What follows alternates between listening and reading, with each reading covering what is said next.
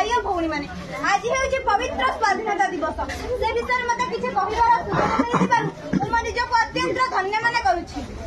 महाशय आम देश 79 वर्ष धरी स्वाधीनता लाभ कर सारे अथच कहवाक दुख लगुच आमे एबे भी पराधीन। आपण मानू या सुनी आश्चर्य लगुथिबा जे आज स्वाधीनता दिवस अभिभाषण रे मु कहूछि आमे पराधीन। हाँ आज्ञा आमे पराधीन कारण स्वाधीनतार अर्थ हेउछि निजर निजस्व संगठित करबा, आत्मनिर्भरशील हेबा, मानसिक संतुष्टि लाभ करबा सहित निर्भरतार सह जीवन यापन करबाक व्यक्ति स्वाधीनता कहे। एही दृष्टि देखिबाकू गले आमे एबे भी पराधीन कारण जे चीन देश को आमे हम शत्रुता भाबे घृणा करूछंती आम देशर यूनिफॉर्म तयारी पाई आमे संपूर्ण भाबे से चीन ऊपर निर्भर करू। खाली पोशाक कहीं आम जियो मोबाइल ठारू आरंभ करिकी दांत कुंटुथिबा काठी पर्यंत पाइबाकू हेले चीन ऊपर निर्भर करबाकू पडुछि।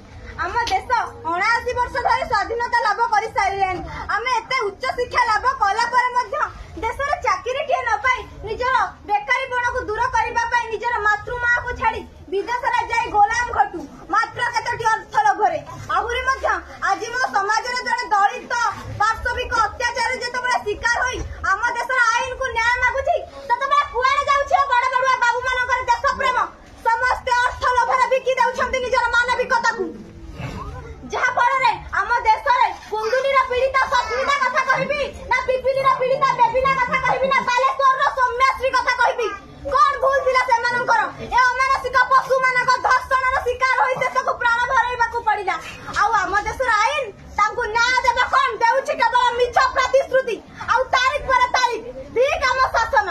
भारतर प्रधानमंत्री श्रीयुक्त अटल बिहारी वाजपेयी कहिथिले राष्ट्र जनता को मागणारे किसी दबा कथा नुह कारण मागणा पाइले लोक माने अलसुआ होई जांती। मागणारे मिलिबा केवल आवश्यक शिक्षा स्वास्थ्य और न्याय। हम जातिर पिता महात्मा गांधी कहिथिले जो दिन गोटिए नारी राति 12 रे एकाकी राजरास्ता रे बुली परिबो सेही दिन आमे प्रकृत रे स्वाधीनता लाभ कले बोली हृदयंगम करिबा। नारीर प्रगति ऊपर राष्ट्रर प्रगति निर्भर करे किंतु आमे एबे मध्य गोटिए जेको स्कूल कॉलेज मंदिर विद्यालय एका छाड़ी न थाउ आमे इंग्रज मानक छारु सिना स्वाधीनता लाभ कर सारियानी किंतु ए कुष्ठित कलंकित अत्याचारित मनुष्य रूपी पशु मानक पाखरे मो मां भारत एबे भी बंधा पड़िछि। जो भय आम मानक मध्य रही सही भय मनुष्य रूपी पशु मानक मध्य रहिबा आवश्यक ताहाले जाई मो मां भारत प्रकृत स्वाधीनता लाभ कला बोली हृदयंगम करबा। मोर आपण मानक गोटिए अनुरोध नारी को स्वाधीनता दियो किंतु स्वच्छाचारिता दियो नहीं। एति कहबो मो वक्तव्य शेष करूछि। जय हिंद। मोर भूमिस्थ प्रणाम जणाउछि ओ महाप्रभु श्री जगन्नाथंकर पदपद्मरे एई पवित्र भाषणटी को आरंभ करबाको जाउछि। सुजल सुफल सत्य श्यामला मोर आद्य भूमि मोर देवभूमि भारत 1947 मसीहा अगस्त मास 15 तारिख दिन स्वाधीनतार स्वाद जगिथिला।